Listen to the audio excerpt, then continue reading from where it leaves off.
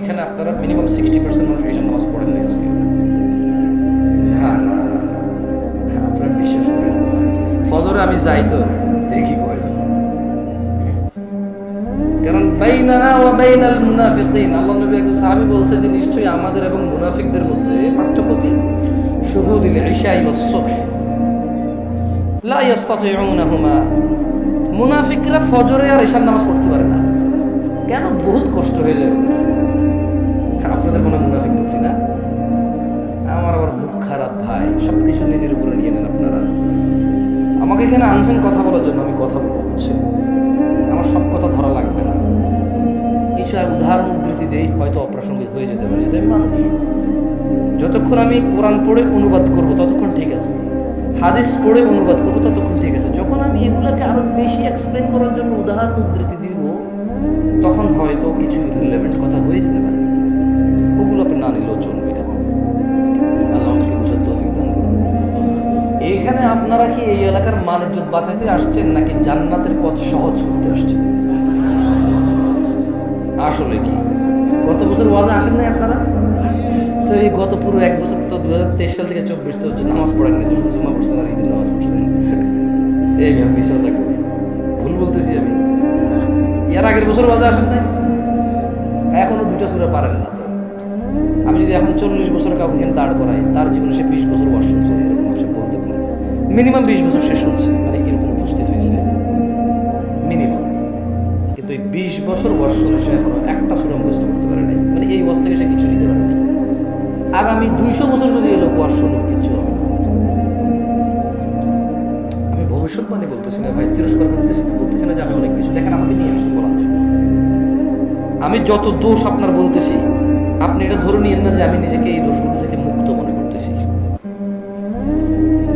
আমি যত ত্রুটি এখানে বলবো, আপনি ভাবিয়েন না যেগুলো আপনার, এগুলো আমার। আমি যে অপারগতা উদাসীনতা নিয়ে কথা বলবো এখানে, আপনি ভাবিয়েন না আপনাকে বলছি, এগুলো আমার, আমার পরিবারের, আপনার পরিবারের, এগুলো আমাদের প্রবলেম। কার প্রবলেম এগুলো? আপনাদের প্রবলেম না, আপনি আমার পর না, আপনারা সবাই মিলে হচ্ছি আমাদের। আমি হলাম আমি, আর আপনারা যখন আমার, তখন আমাদের। এগুলো আমাদের প্রবলেম, এগুলো আপনাদের প্রবলেম না, বা আপনার প্রবলেম, এগুলো আমাদের প্রবলেম। মানে যদি এমন হতো যে বেনামাজির জানাজা হয় না, আমার মনে হয় নামাজের সংখ্যা বাড়ত। যদি এমন হতো বেনামাজির সাথে কেউ মেয়ে বিয়ে দিবে না, ছেলে বিয়ে দেবে না, আমার মনে হয় নামাজি বাড়ত। যদি এমন হতো বেনামাজির সাক্ষী গ্রহণ করা হবে না, কি গ্রহণ করা হবে না?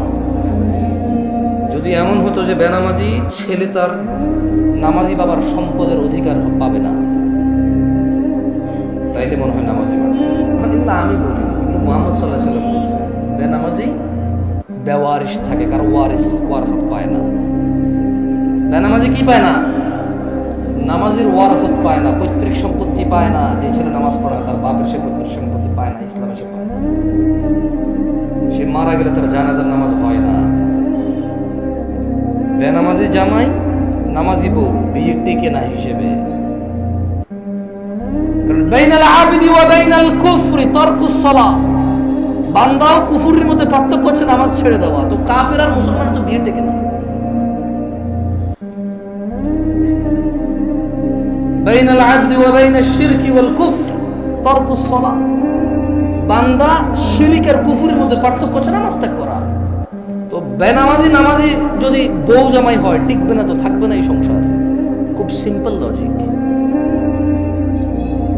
আপনি যেদিন হাদিসকে এভাবে দেখবেন, ওই দিন আপনি মানুষ হতে পারবেন। আদারওয়াইজ ওয়াজ শুনতে পারবেন, জুমায় যেতে পারবেন, খুতবা শুনতে পারবেন, কিচ্ছু হবে না।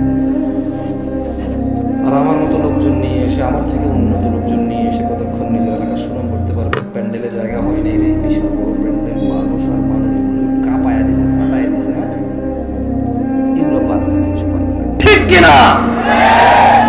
এই ঠিক কিনা? যতবার কমো ততবার ঠিক করবেন আপনারা, অভ্যাস হয়ে গেছে। আর কি ঠিক, এটা তো আমি কিছু বলিই না, এমনি ঠিক করে বলছি।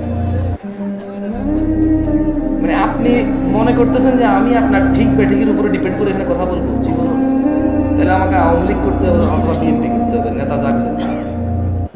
বুঝলেন না? যদি আমি ইসলাম করি, তাহলে তো নেতা যা বলে গেছে তা ঠিক না, তো হলো মুহাম্মদ সাল্লাল্লাহু আলাইহি ওয়াসাল্লাম। যাই হোক, এই মাহফিলে কে কি উদ্দেশ্যে আসছেন আমি জানি না, তবে এই মাহফিল থেকে কি নেওয়া যেতে পারে সেটা আমি জানি। আমি আপনাদের বলে দিচ্ছি, নিবেন না নিবেন আপনাদের ব্যাপার, কেমন? হ্যাঁ, এই ভাই শোনেন, এই দিন নাই এখন, আমি এগুলো থেকে বের হন। মানে আপনি, আপনার বাপ মারা যাবে, আমি যে আপনার আব্বারে জান্নাতে পৌঁছে দেবো কোরআন তেলাওয়াত করে। হ্যাঁ, বছরে একবার মনে করবেন আমার দাওয়াত খাওয়ায় 500 টাকা যাবে দিবেন, আর আপনার আব্বার খুব উপকার করে ফেলতে পারবো আমি আমার জায়গা থেকে। এগুলো থেকে বের হন, ভ্রান্ত ধারণা। কি ধারণা? না না, আমি আপনার জন্য দোয়া করলে কিছু হবে না তা আমি বলতেছি না, বাট আপনি যে সিস্টেমের তার সেটিং করে রাখছেন, যে স্ট্রাকচার তার করেছেন যে this is the only way, আপনার বাপের জন্য আমি হচ্ছি ওয়ে, এটা ঠিক না। এই ভ্রান্ত ধারণা থেকে বের হতে হবে, কেমন? দেখেন, আন আবি হুরায়রা রাদিয়াল্লাহু আনহু, আবু হুরায়রা রাদিয়াল্লাহু আনহু থেকে বর্ণিত, তিনি বলেন, ক্বালা রাসূলুল্লাহ সাল্লাল্লাহু আলাইহি ওয়াসাল্লাম, আল্লাহর রাসূল সাল্লাল্লাহু আলাইহি ওয়াসাল্লাম বলেছে, মান সালাকা তরিকান ইয়ালতামিসু ফীহি ইলমা, যে ব্যক্তি জ্ঞান অর্জনের জন্য পথ চলতে শুরু করলো, সাহহালাল্লাহু লাহু তরিকান ইলাল জান্নাহ, আল্লাহ তার জন্য জান্নাতের পথকে সহজ করে দেবে। এখন এই মাহফিলে আসা যদি জ্ঞান অর্জনের উদ্দেশ্য হয়, তাহলে যে জান্নাতে যেতে পুলসিরাত পার হইতে হয়, সেই জান্নাতের পুলসিরাত সহজ হবে ইনশাআল্লাহ।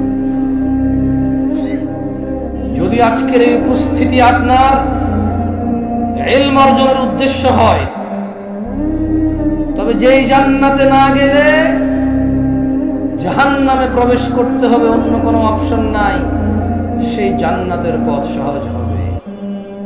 যদি আজকের এই মাহফিল থেকে ইলম অর্জন করে নিয়ে যান, তবে আল্লাহ যে কঠোর দণ্ডের কথা বলেছে, মহাশাস্তির কথা বলেছে, সেখান থেকে মুক্তি পেয়ে যে জান্নাতে মানুষ প্রবেশ করবে, আল্লাহর সন্তুষ্টি নিয়ে আল্লাহর জান্নাতে যাবে,